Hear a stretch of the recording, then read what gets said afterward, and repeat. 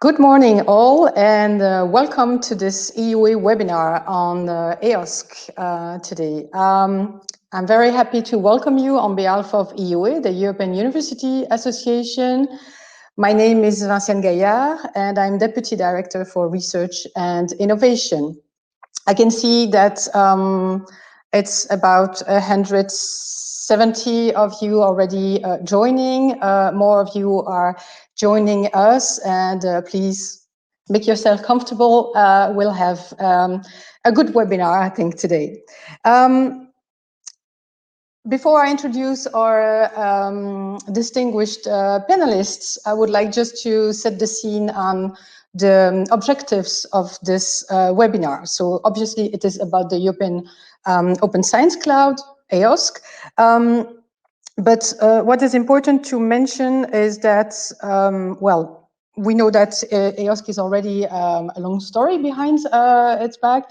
There is a major milestone over the summer because we now have a EOSC association that is 1 month old.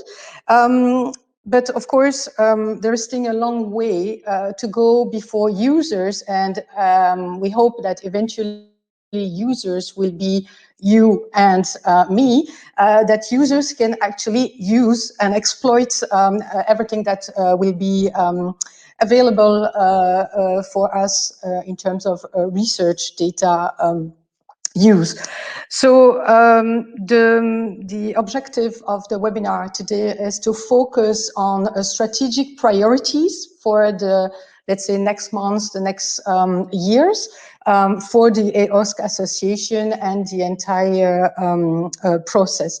And of course, what is crucial here is that we will try to get the perspective of universities and to look at it from the perspective of universities, because this is what we do at EUA. So before I get into the presentation slides, let's say, I will also tell you that we have gathered an excellent panel of speakers. They are all very actively engaged in EOSC or around EOSC, and they are all open science ambassadors. I would like to thank them for having accepted our invitation. And now, before we start on the content, a few announcements, housekeeping rules. The webinar is being recorded. It will be made available online. And you can see that you have a chat box and a Q&A box. We very much encourage you to use the chat box. You can discuss. Also have a lively and engaged discussion amongst yourself. If you want to ask questions to the speakers, please use the Q&A separate chat box only. This is where we will pick the questions for the Q&A session later on. Okay, I think that's I'm done with those technical details, and as I said, welcome to you all who are still joining. A few, yeah, this I said already, recording and the Q&A feature. And now a few words about EUA. I know that many of you know what EUA is. It's the European University Association. It is the voice of universities in Europe.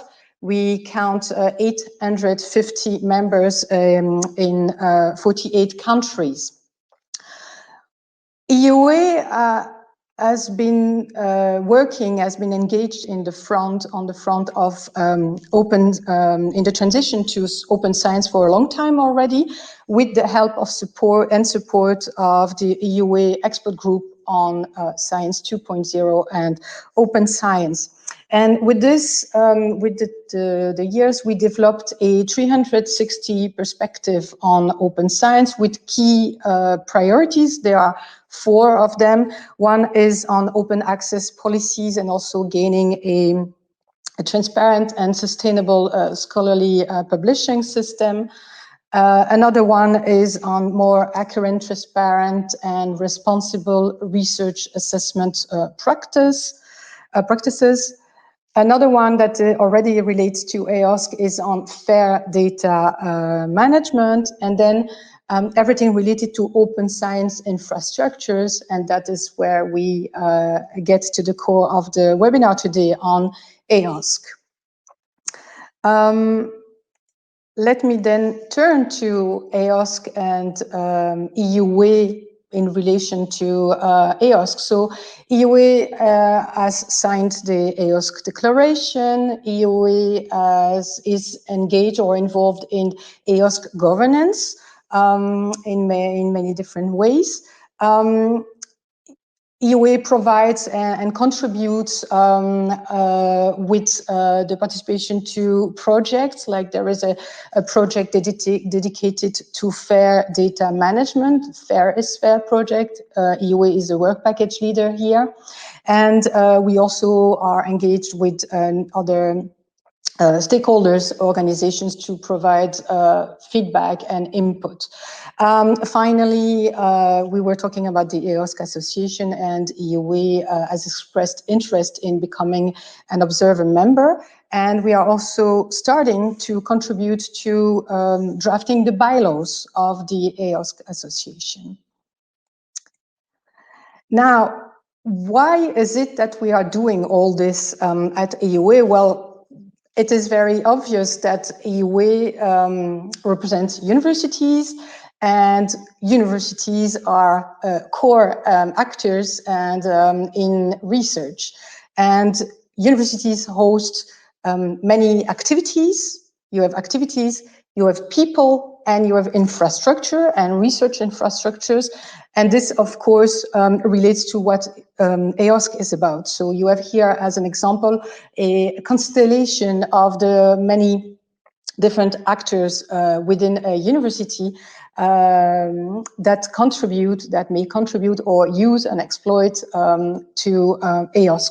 So this is why it is important for universities to have a better sense of what EOSC is going to be, and to contribute and engage actively in EOSC. Okay, now without any further ado, I'll introduce you to the program today. As I said, the idea of this webinar is to bring us to the strategic objectives of what is going ahead. So we will first have Karel Leuben, who will present the strategic research and innovation agenda. Thereafter, we will have Inge van Nieuwenburg, who will present a institutional university approach to opportunities. Then we will turn on to Ignacio Blanquer, who will present also the perspective of a university, but more on the national level, at the level of a network for e-open science, or open e-science. Then we will have a Q&A with the speakers. So this is for you, the audience, to ask questions in the Q&A chat there. And finally, we will also turn to you, and we will be asking you some questions via Mentimeter, but we will get to this at a later stage. Now it's time it's time for me to introduce our first speaker. Let me just go through the slides, and then to upload his presentation, if it works. I'll try to change it. Karel. Oh, okay.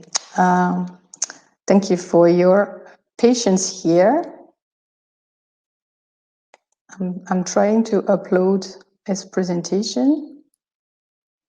Okay, while this is being done, I will introduce Karel. Karel Leuben is the co-chair of the EOSC Executive Board, is the Yeah, here we go. I hope you can all see the first slide of Karel's presentation. So I was saying that he is the co-chair of the executive board of EOSC, is the director of the EOSC Association, and is the Rector Magnificus. I have to check this one. Yeah, Magnificus Emeritus from TU Delft. He will set the scene. He will present the EOSC association that he contributed to create. He will present a bit the partnership structure and strategic research and innovation agenda for this partnership. So the floor is yours, Karel. You have 15 minutes. Thank you very much. Thank you, Vichana. Can you hear me? Can you hear me? Well. Yeah, okay. Because my screen said that my microphone was not working. So apparently it is working. Thank you very much for your kind introduction. And thank you very much to the EUA for inviting us to give this presentation and to have this webinar today. And good morning, everybody that is joining the webinar. I've been asked to say a few words about the EOSC Association and especially about its strategic research and innovation agenda. The association has been formed recently, Wednesday, 29th of July, with 4 founding members. And at the moment, we have about 100 interested parties to become a member as well. And the aim was that we keep the formation as simple as possible so that we didn't have to go to the notar in Brussels with 100 individuals. So we started up with the 4, and the aim is to step up as quick as possible. So since the 30th of July, eligible members or possible eligible members can, on the website of the EOSC Secretariat, indicate that they are interested. This will be open at least till the 15th of September. We're discussing whether we can extend this a little bit in order to be handled by the present group to accept the next group of members in the EOSC Association. We can discuss about this later. So this first General Assembly, which is planned for the end of September, is to ratify as quick as possible the other members that are on the brink of stepping in. And then ultimately this year, there will be what we call now the main General Assembly or the formal General Assembly, where all these members can be part of a voting process to elect the first board of this association and to elect its first president and to decide about the budget. So this is basically the association that has been formed in order to form a partnership with the European Commission. We'll come back to that later. The task of this association is to first create a SCRIA, and for the time being, this is being done by the Executive and Governance Board, the present governance structure for EOSC. And as you can see in the red circle here, which is part of the EOSC Association on the left of this slide, the SCRIA, Strategic Research and Innovation Agenda, is there to influence the Commission, or to inspire, as they say, it sounds better, the Commission with respect to the program part of Horizon Europe dealing with EOSC. As you can see in this slide, there will not only be the influence coming from the European Commission, which is here in the color orange, but there will also be the members that can directly have services into the EOSC, what we call here the minimum viable EOSC, or national funders, or and this is probably a little bit later, but commercial service providers as well. So in my view, EOSC is going to be something similar. Hey, the slides disappeared for me. Let me see. Oh, I have them back. In my view, EOSC is going to be something similar as we now have the web, the World Wide Web. The World Wide Web is a linkage between pages on the internet, and the aim for the EOSC is that this will be a linkage between data on the internet where people can use, find, and especially interoperate these data. The strategic agenda thus has as a main purpose to help the Commission in defining what in their research and innovation planning in Horizon Europe should be incorporated in order to establish and to promote this development for EOSC. You can read this later on if you have the slides. How are we going to develop the SCRIA, or how are we developing the SCRIA? First of all, we have had a strategic implementation plan from last year. We have written a partnership proposal for a partnership between the association and the European Commission. We are doing this together with the Executive Board and the Governance Board. The Executive Board has several working groups, as you probably know, and these working groups have submitted the contents of what is now the status, the gaps, and the priorities between the status of the different action areas, which I will show in a minute. And then we recently finished an open consultation that was closed formally last week, but actually it will close at 12 o'clock today. So if you're very, very quick, you can still include your contribution.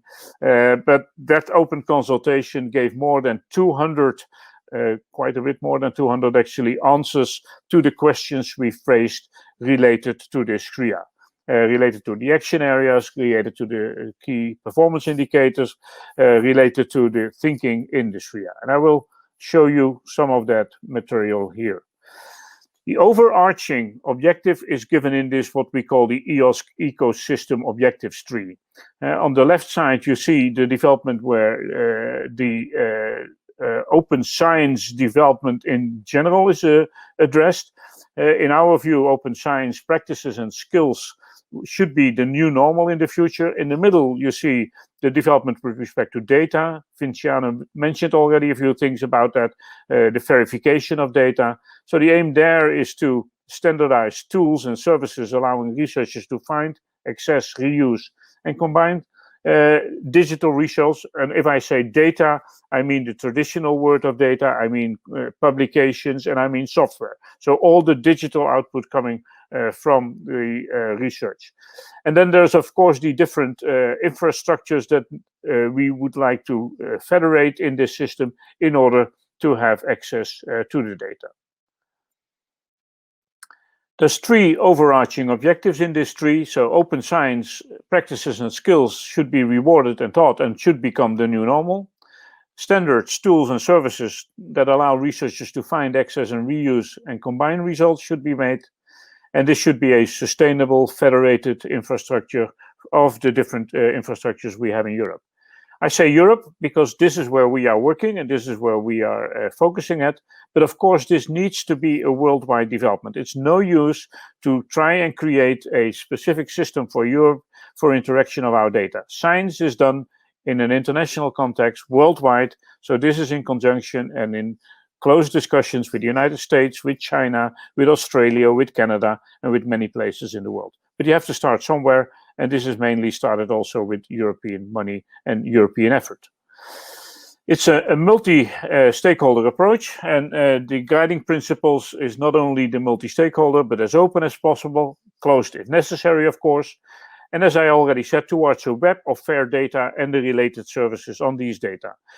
30 years ago, when, let's say, the World Wide Web started to come about, nobody could have predicted what possibilities this World Wide Web has created with respect to booking airplanes, well, before the corona crisis, or booking hotels, paying, and all the other things you can do on the web as this webinar today. And the same thing will be true for the possible combination of data, if the data can be found, if the data are accessible, and especially if they are interoperable. Nobody can predict what 20 years from now the possibilities will be with all those science data and other data that is coming later on. So it has to be a federation of federating the existing research infrastructure. We're not going to build a new research infrastructure. Yes, there will be software created in order to make this possible, but it's not going to be a hardware thing. And machines and people guiding principle aims at making clear that all these data has to be able to be found by machines and should be handled at the place where it is. There's a lot to say about that. If you approach data, you will always use a computer, so computers themselves can do this as well. And this is necessary, especially in view of the large amount of data we have nowadays. We have identified 14 action areas, and if I look at the 200 responses very quickly, then there's a broad consensus over all these responses with these action areas. Yes, some are thought to be more important, some are thought to be less important, rightfully so, and that's why we had this open consultation to get a feeling for what the community thinks with respect to the importance of these different action areas. On the left side, you see 7 that are mainly, I would call them technical implementation challenges, so identifiers, metadata, an authentication and authorization structure, the FAIR metrics itself, etc. And on the right side, you see 7 action areas which I would identify as, let's say, boundary conditions needed in order to do this and to have this development possible. Rules of participation in the association, but also rules of participation of becoming part of the EOSC ecosystem. The monitoring, how is this system developing? The business models, especially if we will have, let's say, commercial parties joining. Skills and training for the people that use this and work with this. There has to be changes in our reward and recognition system. If we keep on looking only at number of publications and citations, that will not be enough, so we have to broaden that up. Communication, of course, and widening to the private sectors and the larger public, but also widening in the sense of outside of Europe. This is too much material to read, but you can find it in the open consultation document and later in the SRIA. But we have identified 10 leading implementation priorities in order to get this going and to get the system working. Let me pick out one of them. Support services to demonstrate that they enable FAIR and the certification of those. Somebody has to access that. Somebody has to, let's say, check whether the FAIR rules are followed, or principles, sorry, are followed as much as possible. And so there are many of these things that needs to be handled in order to implement it. So these priorities are related to what I would call the technical implementations, and then we have also 10 that are related to these boundary conditions we have mentioned. So, for example, number 13, ensure continuous monitoring of the existing readiness of countries to see how countries are developing and see whether we can help them and where it needs to be stimulated to do this development. But also priorities based on this monitoring. And last but not least on this list, or not the last one, but number 17, training and professionalizing the users. We have identified what we called in the open consultation key performance indicators, but I would rather call them critical success factors, because from these critical success factors, we will be more specific and derive a number of key performance indicators in order to monitor how the system is going. So to see what results are, to see to it that results are available as openly as possible, to see to it that the professional data stewards will be available there where needed, and there's many places where there is needed. So to incentivize researchers, to widen the scope, to see to it that the research data, especially if the research is publicly funded, is fair by design. There's a lot of technology being developed at the moment, by the way, that can help researchers to make the results as fair as possible by design. This all is not about legacy data. We're not talking about data of the past. In exceptional cases, you will try to make these fair. We are talking about data that come from future research, where you have from the very beginning of doing this research have to be taken into account that the data has to be made as fair as possible. Well, and quite a few other, let's say, critical success factors. The interoperability, I think, is one of the most important and most difficult of those success factors to really create interoperability. Let me mention the life sciences. In my view, the life sciences have done a great job the last, let's say, 10, 20 years in making this interoperability possible between the microbiology, the genetics, the molecular biology, and the different disciplines in those life sciences. And we think, or we're sure that if we would do the same thing, or it would be possible to let's say, address societal challenges in climate, in logistics, in transport, much better as it is today. And well, I almost said a beautiful example, but it's of course not beautiful at all. A great example, an important example, is of course the crisis we now have with Corona. There we see if a lot of parties, including the European Commission, the countries, the publishers, and a lot of other organizations, put their mind to it and share data and share information and share publications, that we can make progress much faster as we could before. But on the other hand, we can also see immediately that we are not there. We are not able to combine the clinical data with the biological data at this moment. A good example of what is missing. So how can you shape the agenda? Well, EUA already answered the consultation to ensure your voice and to see that the community is represented. We have this webinar today to get further input from your side. You can engage in events, be active as a EOSC stakeholder in their activities, and you can join the association if you're an organization, a legal entity that is eligible to join the association. If you want to be in the first batch, you have to go to this website and fill it in before the 15th of September. Well, I would end by saying let's co-create EOSC, and thank you for your attention. There's one more slide I'm not going to show. Well, I'm going to show you because now everybody is curious, which is the total vision, but this is a backup slide. So thank you very much, Vinciana, and I hand back to you. Thank you very much, Carol. Thank you for this excellent presentation, for sticking to the time. I think that, as I said, you very nicely set the scene. You gave us a good idea of where we stand and what lies ahead, what is important. I've seen that there are some questions, so they will be addressed during the Q&A. Just a quick comment for those of you who are wondering about the slides and the presentations. So this webinar is being recorded. The recordings will be made available on EUA, on the YouTube channel from EUA. So you will have an information on this at a later stage, and the slides will be made available as well. So now it's time for us to turn to our representatives from the academic sector to get a sense of the challenges, the opportunities, and the possible barriers that EOSC represents for universities. And here I'm very pleased to introduce Inge, our next speaker, Inge van Nieuwenburg. I will get the slides while I'm talking so that you get her name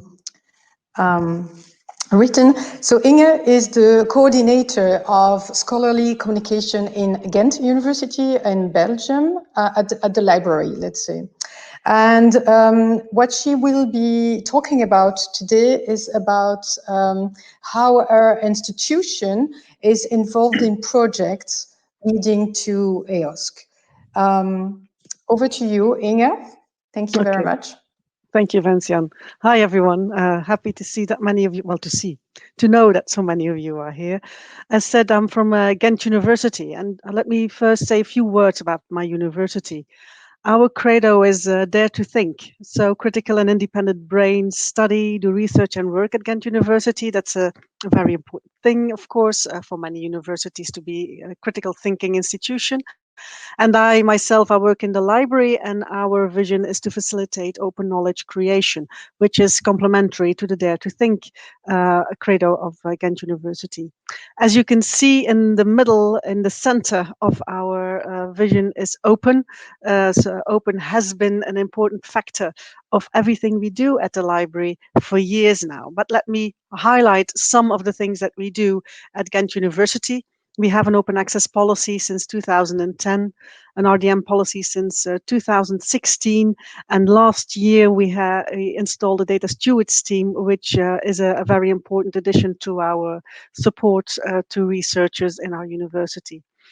We have been engaged in several open science projects, because through these open science projects we can get quite a few of our goals on open science, and since 2005 we are doing that. It's the Driver project, which is the predecessor of the Open Air project. Open Air Advance is still going right now, and then Eos Pillar project, one of the more national oriented projects for EOSC. So we have been engaged in these projects just to be sure that it advances the interoperability between repositories, between data providers, between policies, etc. We are part of the open science ecosystem in Europe through networks like EUA. EUA is an important network for us, to the voice of the universities to be heard in the open science discussion, the open science theme. We have contacts with organizations such as Science Europe, an important player on the open science field, the European Commission through the projects, but also nationally, of course. And in all of these different networks, EOSC has become a very important theme, a topic we discuss regularly. Now, today I want to focus, of course, on universities and the European Open Science Cloud, because well, it's very logical. Generally, research is at the heart of EOSC, of course, and the universities are at the core. And when we look at EOSC and the knowledge about EOSC, there's quite some things to say. In the EOSC Pillar project, we had a survey last year. Well, a little less than a year ago. And one of the questions in that survey was the familiarity of universities, funding bodies, research infrastructures, and e-infrastructures on EOSC. So how familiar are they? And we see that in that survey that many universities still weren't very familiar with EOSC. So there's quite some work there to do. But on the other hand, they do see that it can affect their strategic plans, that it will affect their organization. So we have quite some communication there to do, and we need to engage universities. As said, they are at the core of research, so an important factor. There are a lot of opportunities in EOSC for universities. As said, we are at the core of research, but with EOSC, we play a leading role worldwide. Karel mentioned this is not just a European thing. There are connections outside Europe to because when we talk about data, we talk about interoperability, and that's a worldwide theme, not just in Europe. It's also important to have this balanced collaborations with other stakeholders, not only the universities, but also service providers, funding agencies. It's a whole ecosystem that works together in EOSC. And don't forget, visibility of research increases and reusability of research increases with a service like EOSC. Now, EOSC is still in the development phase. There are several phases. The EOSC core is in development in the next few years. So this means that a lot still has to be discussed. And many universities can be partners in projects developing the European Open Science Cloud. They have their say there. The interoperability of infrastructures needs the input of research, needs the input, the involvement of research and their communities. They are the experts on their field in the specialized theme. So if they don't have a voice in the development of EOSC, how can it work? On the other hand, in our universities, we host a lot of infrastructures, and they will become linked to EOSC. Well, it will be beneficial, but if to get it linked, you want to have a say in how this is done. So again, universities should be there in the discussion. Now, once the EOSC is developed and it works, of course, and universities, the core of research, we use EOSC, and it's really a one-stop shop for available research outcomes in the future to reuse a lot of research outcomes. Karel already mentioned it. We have more and more multidisciplinary projects. Think about the sustainable, the strategic development goals, where you have different disciplines working together. You need a place where this comes together, where there is a kind of general approach on how you work with data. So you have to ease that collaboration, and EOSC can do that. And don't forget that a lot of research in our universities is done. A lot of research outcomes come out of it. Really a lot. They should be machine readable, and it will be beneficial for everyone if more of these research outcomes can be reused.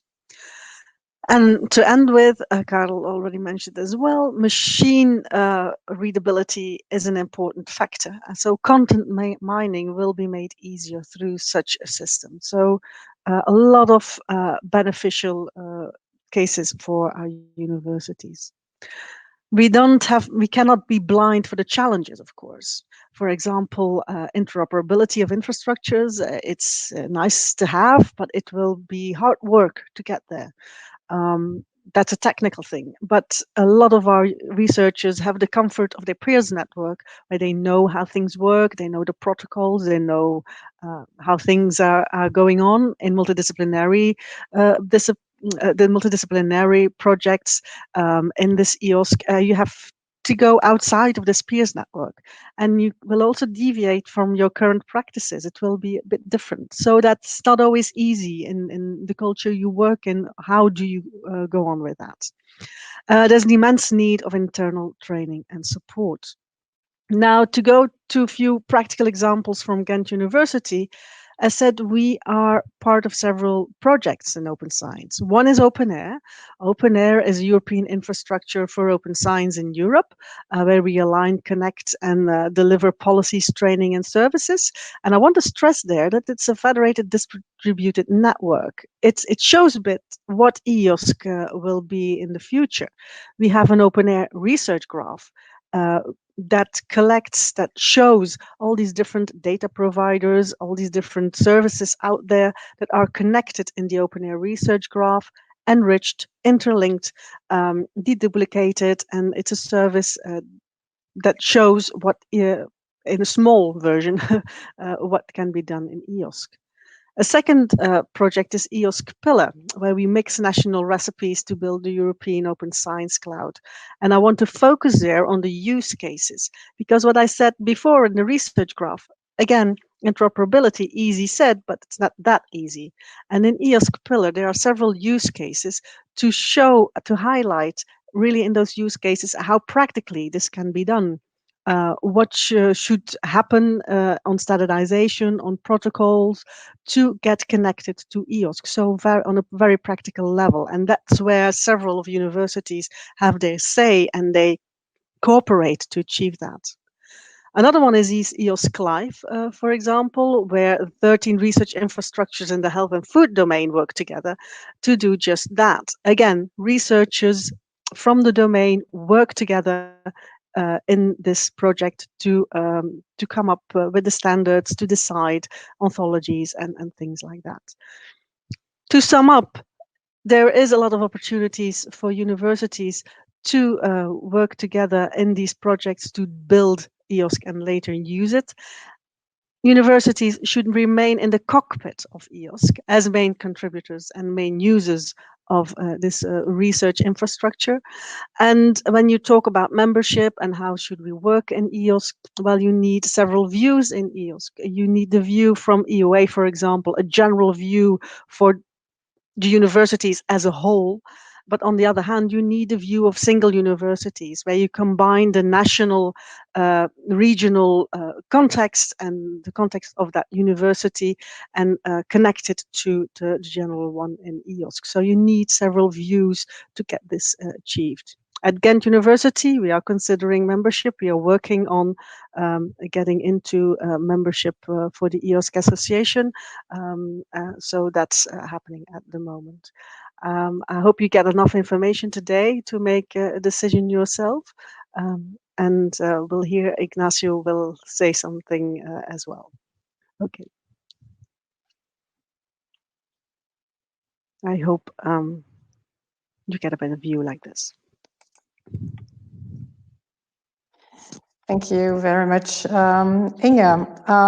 I think you made a very good case as to the importance of what a university and institution can, well, how you can help shaping and building this. And also you made a very good case, I think, and you promoted very well the what is good in considering membership for individual institutions and not only for federation of universities for what is concerning us. So thank you very much. I'll load now the next presentation, the next slides. And while this is being loaded, I will introduce our next speaker. I'll just try to get to the, because we are not on the right slides. Maybe Ignacio, you could. I did. We'll try to. Thank you. Okay, we'll try to get to the first slide while I am introducing you. So it's my pleasure now to introduce our last and certainly not least speaker today, Ignacio Blanca. So Ignacio is full professor of computer science at the Polytechnic University of Valencia. I will spare you the pronunciation of the name in Spanish, because my accent is awful. He works on parallel grid and cloud computing in the area, as I said, of computer science, but also in artificial intelligence. And what is important here, and this links to, this connects to his presentation, is that he's the coordinator of the Spanish network on open e-science. And so with that hat, is also very engaged in shaping EOSC. So the floor is yours now, Ignacio, to tell us more about how this national network helps fostering the adoption of EOSC by universities. Thank you very much. Thank you very much for the kind introduction, and thank you very much for the invitation to participate in this webinar. Yeah, along with this participation that you mentioned, our institution also participates in EOSC related projects like EOSC Hub and EOSC Synergy. But I'll try to concentrate on how through the national way, I mean, in this network that is quite connected to EOSC, how we are trying to increase the involvement of universities and participating in building and also exploiting what will be all the benefits of EOSC. So let me very briefly talk about the past a bit. So this action is built on a previous experience that we had 10 years ago, that was the Spanish Network for E-Science. That in that moment that we were building these grid initiatives all over Europe, trying to connect resources and connect especially user communities to exploit e-infrastructures. So this network that was coordinated by my group managed to get in Spain more than 500 researchers from 100 research groups. What is important is that most of them, more than half of them, belong to universities. We're research groups for university, which really is quite aligned with the production that we have of scientific results in Spain. So this network was focused on fostering the collaboration on several levels, including data, including scientific applications and infrastructure. What we get there, so we get, in one side, we have managed to organize ourselves building the Spanish National Grid Initiative, and also with quite good connection with the Portuguese initiative, that's something that still is active as the Ibergrid initiative. Increase the awareness of the opportunities in collaboration and infrastructure, development of working groups that were also keeping beyond the end of this network active. And what was a very interesting activity to support the development of pilot applications and support groups that I will talk a little later. So basically, this foundation, this previous history, the previous experience that we had was the basis for starting now the Spanish Network for Open E-Science, which is quite connected to EOSC. So we want here to have a similar approach, try to ensure that the EOSC message, the EOSC opportunities, and the EOSC building is something that is clear for most institutions in Spain. And in this, for this point, we are increasing. I mean, we're having some dissemination activities with some difficulties with the epidemic crisis at this moment, but also ensuring that we have all the information that is being created around this widely distributed. So we have, the members of the network are the national delegates of all the EOSC working groups that are being developed by the EOSC Secretariat, but also national representatives of other related institutions like ERG, ERIC Forum, or the Go Fair. I'm trying to have an impact on the EOSC marketplace because it's quite low at this moment in Spain. So with this experience that we are putting in place, so what we can, get as a success stories or best practice that we can also make them or exploit them for the uptake of EOSC by the universities. So we think that this network was a very good instrument to increase the awareness and the adoption of infrastructure, but small university research groups. So the program of seed funding was very successful. So the idea in this program, what we did was to have a small funding for having subcontracting of research groups that could act as support groups. So we were fostering the multidisciplinary by connecting groups that have different skills on building common projects. So from this approach, where we managed to have 35 pilot applications that were some of them were finally ending in mature projects that were being exploited. And also, it was a good opportunity for novel groups to be entering in the loop. However, it was limited by the funding cycles, and now the new network has a more fundamental and institutional basement. It is directly organized by the Ministry of Science and Innovation in Spain, and it's important to state, for example, that two of the positions in the board of, the executive board, one is taken by the Association of Rectors from Spanish University, which guarantees a very good link to the universities, and another is by the Spanish Research Council, which, as Karel mentioned in his presentation, is one of the founding members of the EOSC Foundation. So let me just take in this experience, from my point of view, from the computational hat, also try to have some potential ideas that could be good points for increasing the adoption of EOSC by university, both at the level of this phase of building EOSC, as Karel also mentioned, and also for the exploitation of what is being what is the result of the data and the services that are being introduced and developed and exploited there.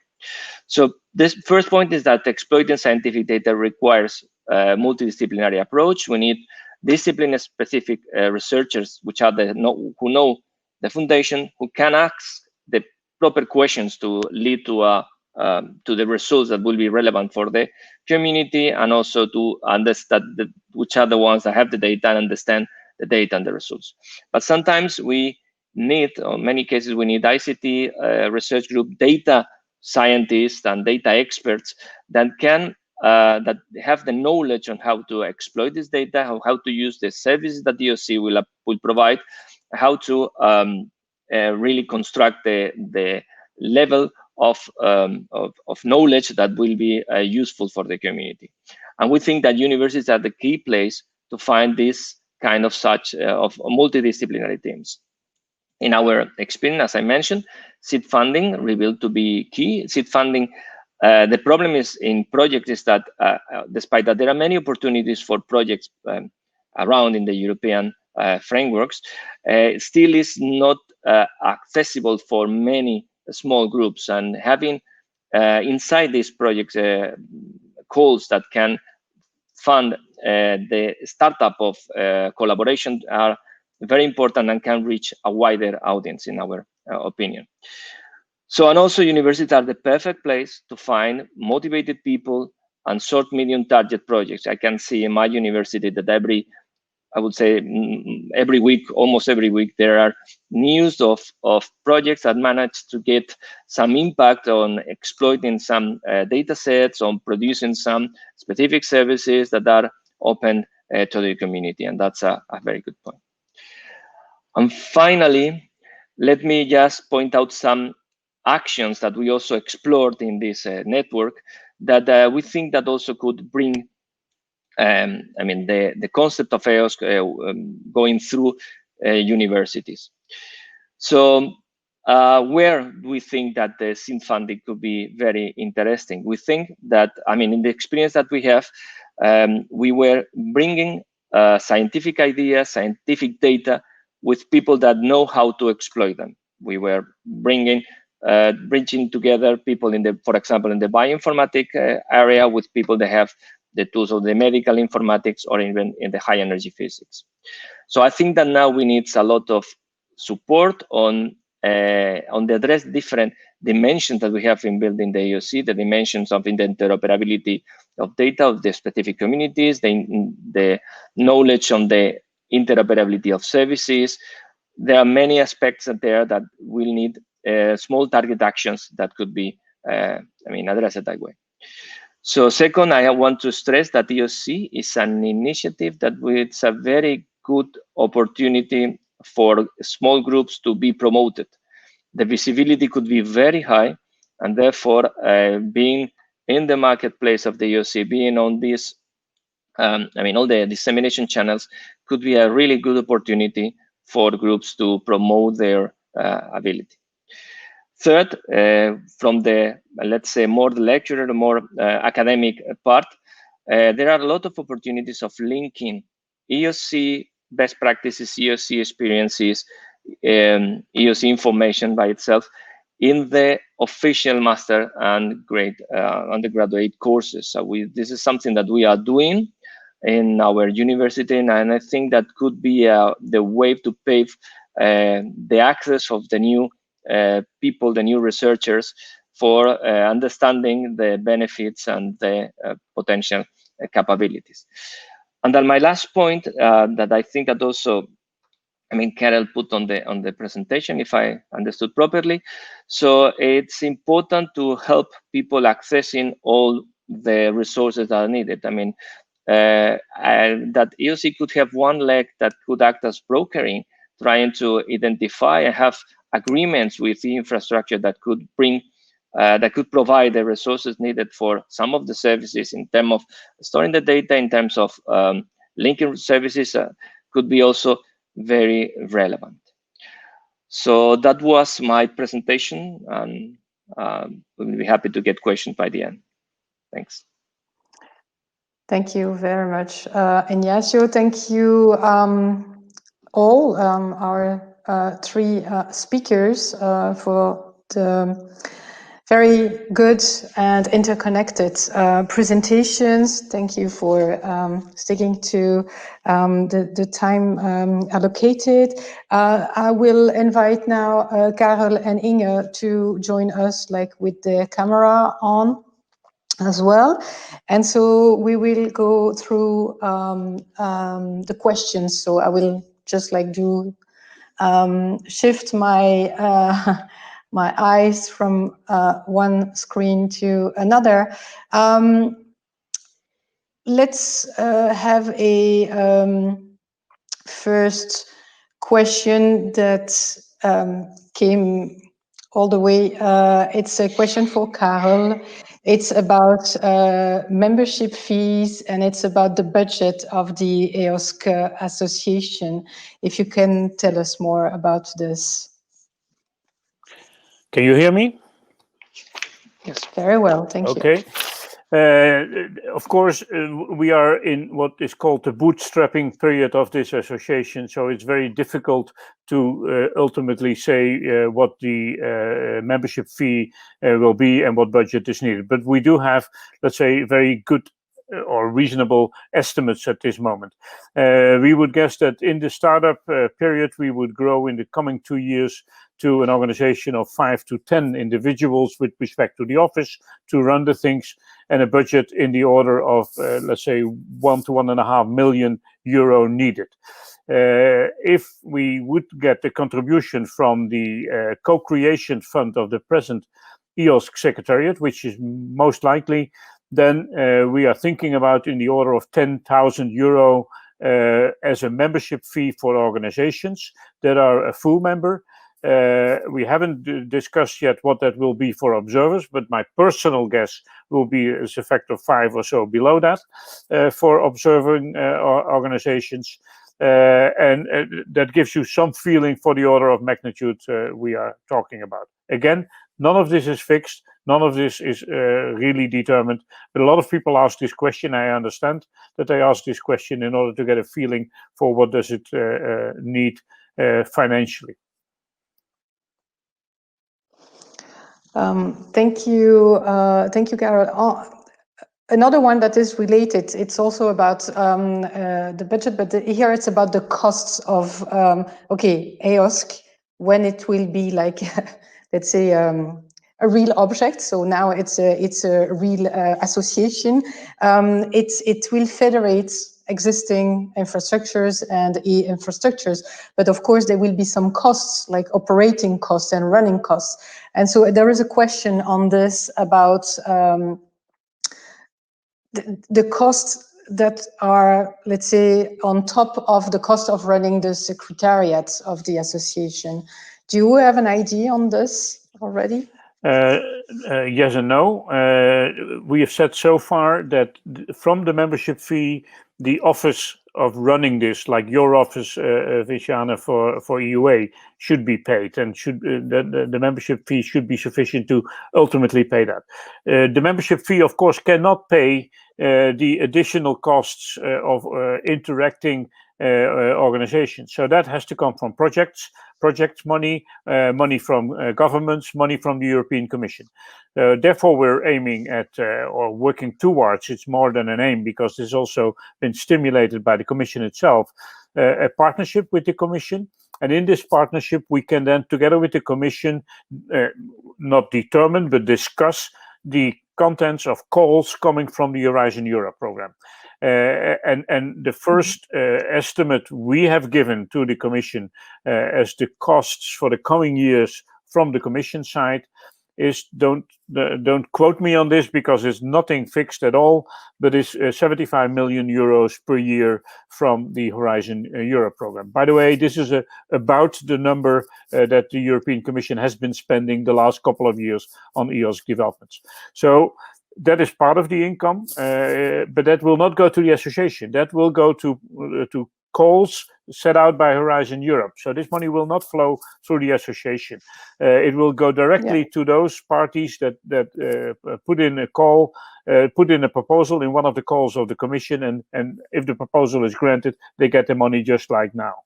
Then there is, of course, the in-kind contribution from the members and from these organizations that will be linked and that are willing to be part of this federation.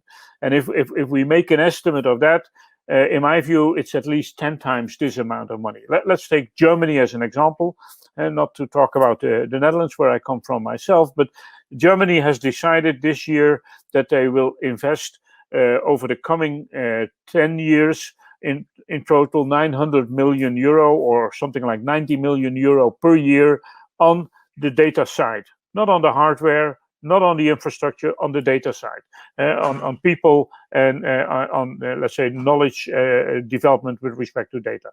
And this is true, this is happening, this is decided, this is working at the moment. This alone is more than the number I just mentioned for the Commission. So if you add up all the in-kind contributions coming from the countries, this will be much more than what the Commission puts in. And that's also the intention. The intention is that with the Commission money and with our efforts, we combine all that effort in Europe in order to make the total much stronger than the individual things which are important, which are essential, but which can in a worldwide play a significant role. By the way, Viviane and Inge, your frames are frozen for me. I don't know if that's the same for the others. Yeah, probably the connection, okay. But we can still hear you, and you're still there. Can you hear me? Okay. Okay, you can hear me. That's good. Thank you very much, Carol. I think it was a very comprehensive response with many elements. I see that someone is interested also in the EOSC IESBL. Just for you all to know that you can go to the EOSC Secretariat website, and then you will get some information as well as also the statutes of the EOSC not-for-profit organization that has been created a month ago. Now I turn to Ignacio. I have a question for you. How can providers for research software best help universities, the transition of universities to EOSC services while using and sharing their tools? Would being a service, if we are a service provider, would that be the best avenue according to you? Okay, if I understand the point, I mean this could be linked to the collaborations, right? So I mean, I can tell you some experience that we had. So I mean, in our case, we are a computer science group, but we are linked to the Institute of Instrumentation for Molecular Imaging. So we have a lot of requests in this point.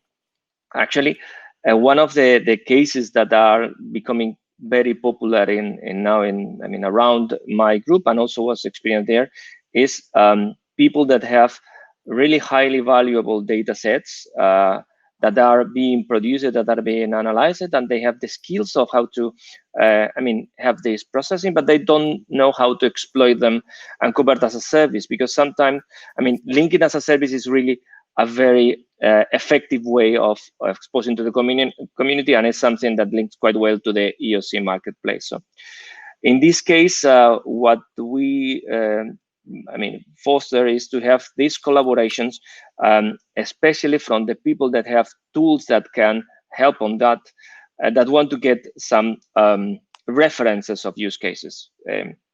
In our case, for example, we have very high skilled people in the medical imaging, and we are helping them of putting the data safely on and securely on the cloud, ensuring that this goes through all the processes, trying to help them on all the I mean, all the security procedure and legal procedure, and also linking to processing services that they I mean that they have been widely developed. There are people also in EOS Synergy, for example, that are doing benchmarking as a service. So the scientists can put the data, put their algorithms, check them, produce new results, and create benchmarks that are compared in order to make their publications, I mean, have more basis for their publications. The basics for me is find these, I mean, collaborations and try to help them happening, I mean, framing in some action that has the umbrella of a project, of an initiative. Thank you very much, Ignacio. Now I turn to Inge. Well, actually, there are a couple of questions for you. Yeah. I'll just like pick one or two. I saw, and that I'm saying that you already replied in the chat, in the Q&A chat, on the link between OpenAIRE, like what are the differences and commonalities between OpenAIRE and EOS. So you already mentioned a link. So I invite the attendees who are interested in this to check that link. There is something else on. Well, let me see. Something about a one of the participants quoted you saying that EOS will ensure a balanced collaboration with other stakeholders, and that includes the service providers, the funding agencies, and so on. How will EOS ensure that cooperation, collaboration, according to you? And for instance, will EOSC present a chance to negotiate most favorable prices in the system? I think that this is a question for, maybe not for now, but maybe at a later stage. But generally speaking, on this balanced collaboration, how do you see this? Well, out of experience in OpenAIRE, when you have a service, an infrastructure, where service providers can link to and show their material in that way. And on the other hand, the users that can use this information, and in between the infrastructure that enriches it and deduplicates and things like that. You can only achieve that if you have this balanced approach. If you make sure that you listen to service provider and talk to and exchange information with service providers on how to do that most efficiently and to work together on that. And on the other hand, to know what the users' needs are and interact with them on how the infrastructure should work. With the EOSC Association, we have a platform where we can conduct these talks and where we can guide the way the interoperability between providers and the infrastructures and the users, how this can work. It will be up to ourselves, the members of the association, to have this in a balanced way. If you're not a member of the association, well, you can shout in the corner, but it's only as a part of an association that you can influence it. It's not that I am the ambassador of becoming a member, but it's a reality. If you're not part of a club, then it's very difficult to have a say in how it works within the infrastructure in this case. So the balanced way is actually the way the membership will grow, and I think that Karel can maybe say a bit more about that, but that's how I see it. If I may add, Inge, thank you, Inge. I think you're absolutely right, and maybe it's good to mention that we let's say theoretically made the division of research performing, research funding, and service providing organizations. But of course, many organizations are more than one of these categories. Many universities have their own service with respect to data repositories. Can they be part of EOSC? Yes, sure, they can be part of EOSC. And becoming a member, yes, they can become a member, and you can show your interest already now, also later. I mean, the world doesn't change in a couple of months, and EOSC will, the association will continue to grow. But you're right. If you're a member of the club, you can express your interest and with other members decide where the club is going. But I want to stress that universities as organizations can become a member, have to show their interest, and that research performing organizations are also data using organizations. So the ones that produce the data are also the ones that use the data, of course.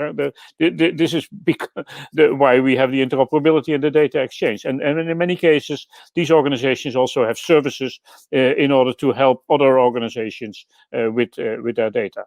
So the short answer is you're right. If you're not part of the club, you're not part of the discussion.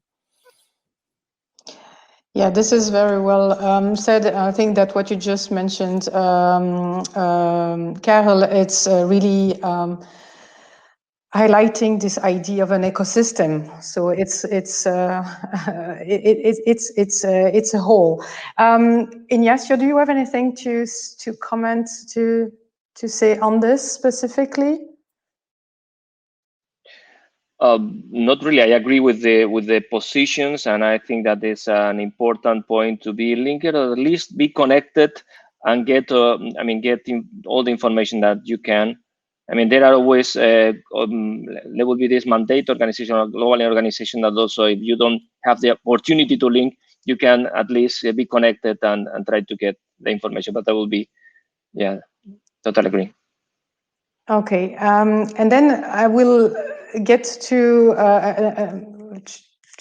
offer you all the opportunity to give one other main argument that would convince our audience to become a member, because the way you present it here is, okay, if you want to have your saying in this, you have to be part of the club. If you're not, then you're gonna. So this is one way to see it. The other way for our participants maybe to say, well, okay, I hear this, but I would like to see what I will get out of this. So what could be presented as tangible benefits for joining the club, being part of the process? What is in there for audience? So if you can, each of you take the floor. I don't know who would like to start. Ladies first. Okay, let's unmute. I said most of it, but we all in our universities have all these researchers working very hard to do their research, and they are very proud of what they do, and they sometimes have headaches on how to get information, and they struggle with things, and they are proud of things coming out. In EOSC, you have the ability to show it and to link it with other research and get some information for yourself for your own research as well.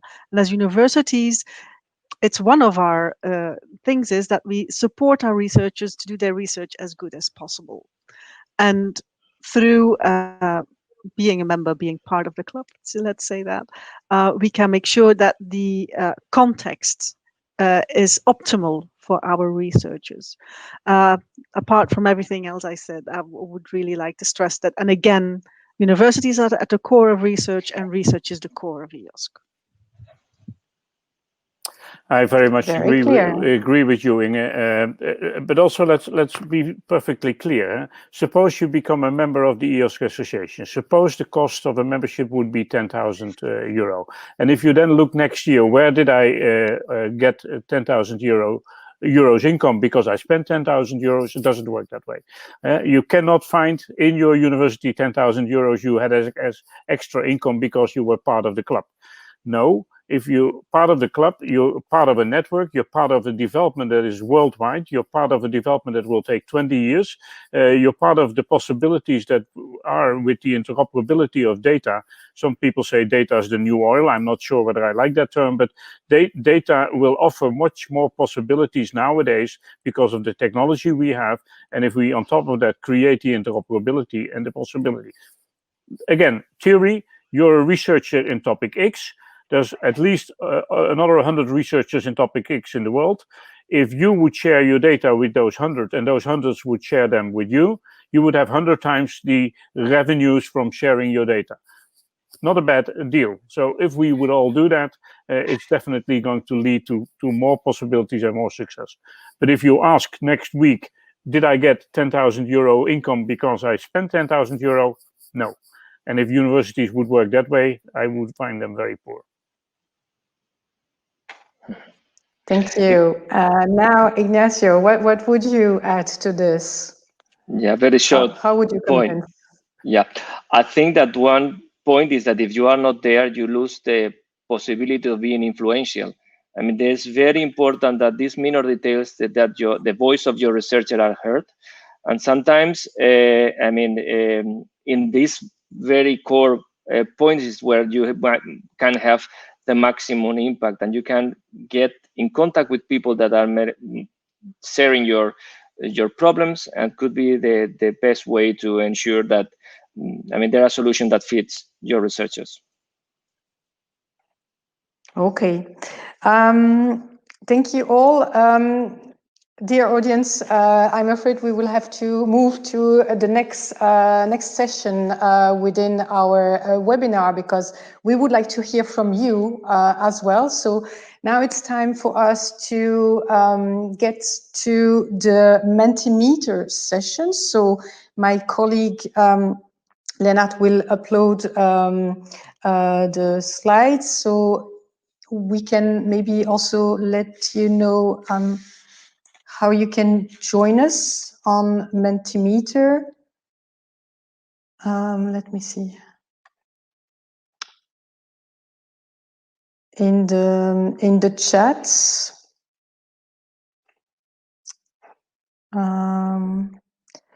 So I leave it to Lennart to get the slides to the Mentimeter with the code. Let me see if I can do a copy paste here. The public.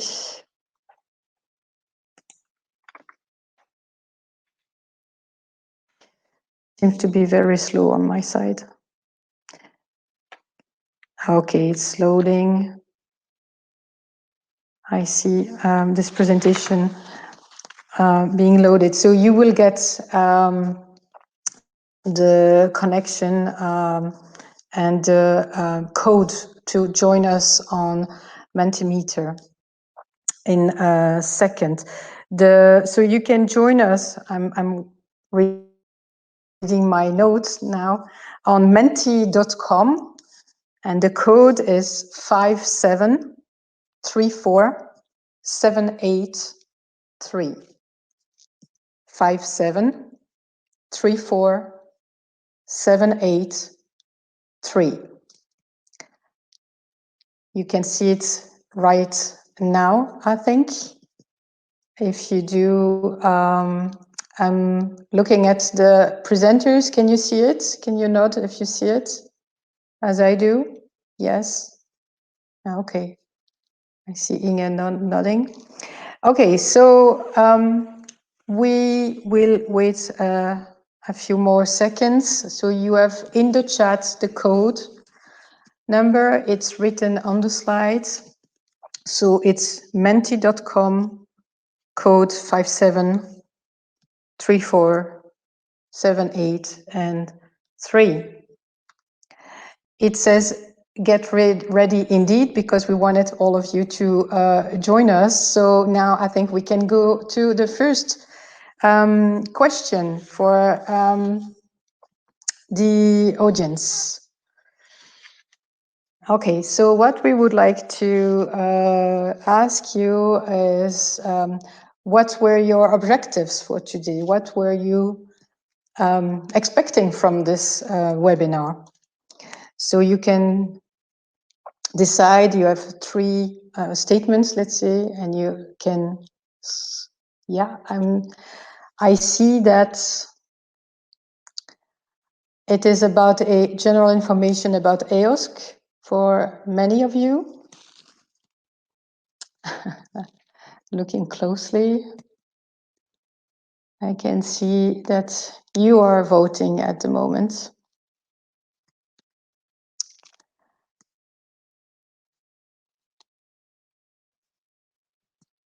Okay.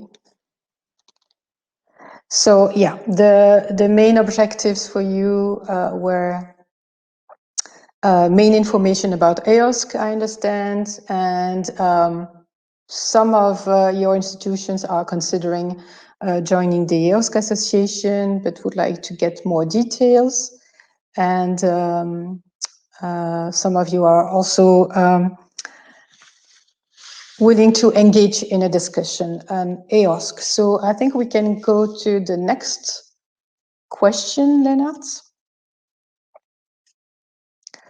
Okay, and now it's a tricky one.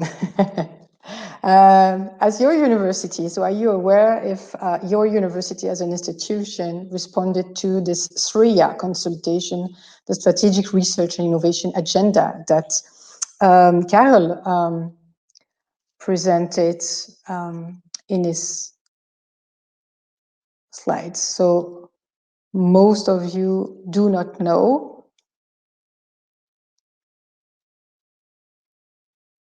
And we have 7 who did, who are sure you did. So, okay. More coming, but it is still a huge majority of you don't know, which is perfectly fine. We can go to the next question, Lennart, please.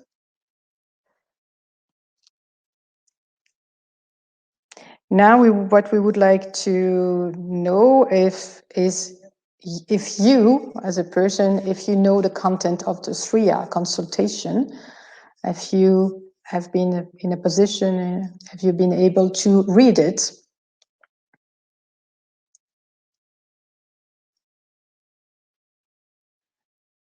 It's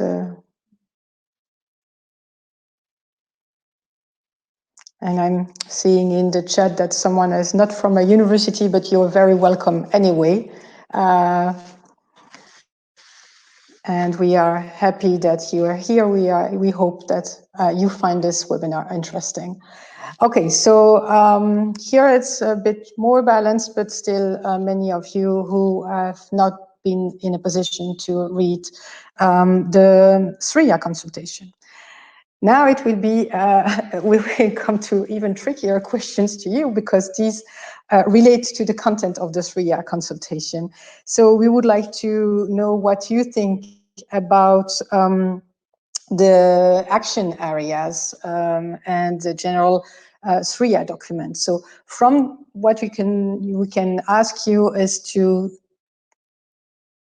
have an idea of whether or not you agree with the actions that are useful for universities based on the presentation that Karel Leuben gave earlier today, because that was the outline of the 3-year document that was open for consultation.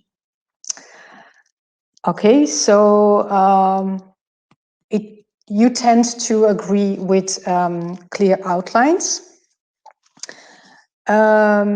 overall, and then we can move to the next question, and that relates to the action areas. If you recall the presentation by Karel Leuben, there were 14 action areas distributed in 2 packs of 7.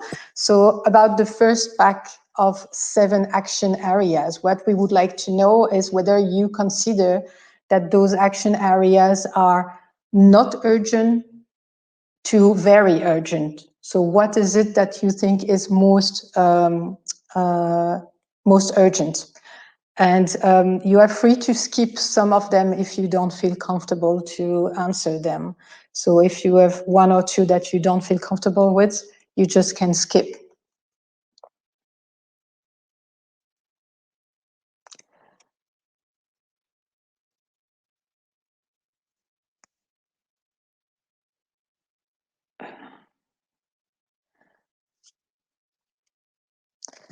Okay, so results keep coming.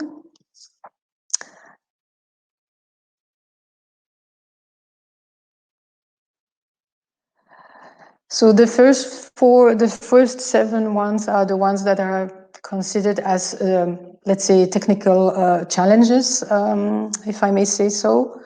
And then what we see is that what seems to be very urgent, or the most urgent, would be the interoperability framework, from what I see here.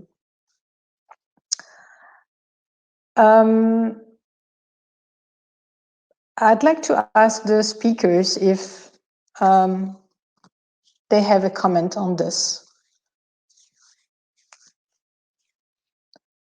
If you want to comment, please jump in. Yep. Yeah, of course, all these things are important. For example, identifiers is a crucial part. Persistent identifiers is a crucial part in interoperability, for example. But for everything, we can say something like that. But I also want to stress the user environments. As said in my presentation, in the end, we will all want to use the data in this infrastructure. And if there isn't an environment to do so, we will lose the researchers to use EOSC, for example. But as said, for me, they are all very important. Maybe, Christiane, I can give you some numbers. There were 66 research performing organizations out of the 215 answers. Only 7 funders. But then again, Science Europe is, of course, an umbrella of all these funders, and they answered the questionnaire. Then there were 45 service providers and 14 companies. And I agree with Inge, we wouldn't have made these action areas if we didn't think they were important. But what we wanted to find out with the questionnaire and the open consultation is more in what order to work on these things, because you cannot do everything at once. And we got a better idea on what is high priority according to the users than we had before. But we need all of it ultimately. Yeah, I agree.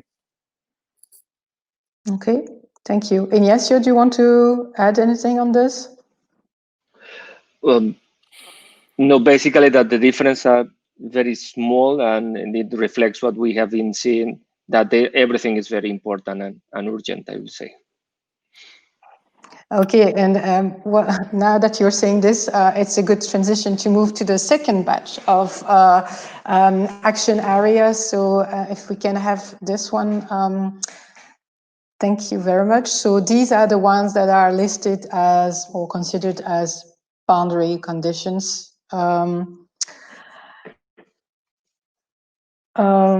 So it would be good to have your views, the views from the participants on, again, how urgent it is to address those action areas.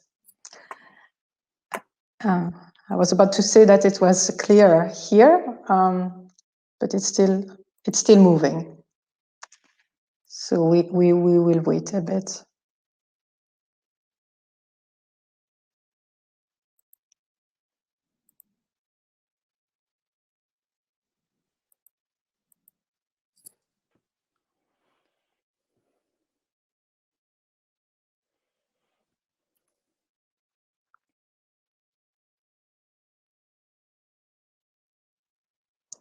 Well, what I can see already, and I think we can already start commenting briefly. I will ask like some the speakers to comment briefly on this, but we can already see that skills and training, rewards and recognition, and communication. So those aspects seem very urgent to our participants. So please, any of the speakers who would like to comment briefly on this? To be honest, I'm not surprised. This is what in line what I would expect from universities to answer in this case.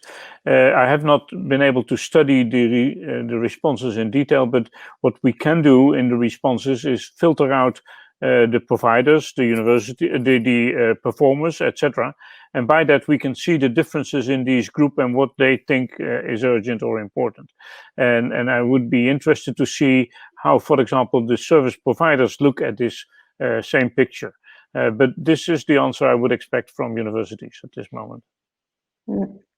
Indeed, we discussed this already. Thank you, Karel. Ignacio, I see that your microphone is on.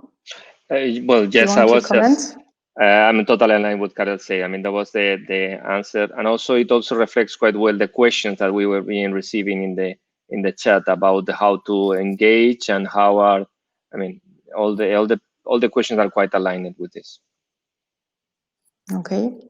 Inge, do you have a final comment that you would like to make? Yeah, I just want to say something. Yeah, concise. A small one about rewards and recognition. EOSC is important in driving change or in rewards and recognition, but it's not the driver, of course. There's a bigger environment for the rewards and recognition to be adapted. Universities, funding bodies, etc., etc. But EOSC plays a role in there because it can give you some tools and monitoring and these kind of things to advance changes in rewards and recognition. Fully agree with Inge. Okay. Thank you very much. So I think we have a good overview here. Thank you very much, dear participants, for this one. We have a final one for you. This is more of an open text where we would like to ask you, the audience, what you would like to add or to change to this SRIA document, and if you have any suggestions for additional actions. As we are close to the end of this webinar, please feel free to type in, to take your time. This will remain open for another, let's say, 5 or 10 minutes, even after the webinar is closed. It's important for us to get your input and your feedback. So please take the time to do it. We're not in a rush. And also, if you have some additional comments at a later stage, you can reach to us. You will see on the final slides that we have made some, we have indicated some contacts. While this is coming, we won't address those open comments now, because we would be running out of time. So it's time for me now to close the webinar, while I hope you are still typing in. I would like to thank very much our speakers and you, the audience, for having had a very good, engaged and lively discussion, good questions. We will definitely take them into account. I'm sure that at the level of the EOSC Association, it will be taken into account as well. I would like to remind you that this webinar has been recorded. The webinar recordings and the presentation materials will be made available. You will get some further information at after this, as a follow-up of this event. If needed, there would be a possibility to have certificate of attendance. They will be available afterwards as well. And before I really close this, I'm happy, by the way, to see that you're writing. This is very good. Thank you very much. Keep doing it. I would like to sincerely thank my colleagues from EUA and at EUA who actually prepared this entire webinar. So we have, of course, Lennart Stoy, who is our fair data and EOSC in-house expert, I would say. So he initiated this webinar, he prepared the entire content. Thank you very much. And behind the scenes, we also had our the super support from our communication and events fairies. I mean, Aurélie Clairet, Ariana Palomba, and also Ines Metzer for everything related to the layout. So I'm about to close this session. We will move to the next slide, if I may, Lennart, but please keep typing in on Mentimeter. This is important for us. Just the last one to let you know that, well, again, I thank you very much for your attention. If you want to get engaged, you can check the EOS Secretariat website. You can send us an email. You have the details there. And also, I want to announce that EUA will be organizing a lot of webinars and online events and meetings in the coming weeks and months. Next big one is the funding forum on the 21st and 22nd of September. Please stay tuned, go to EUA website and you will see it all. And I think that this is it. Again, thank you all very much, and I wish you a very good day. And with this, I would like to close the webinar. Bye-bye. Thank you. Thank you so much. Bye-bye.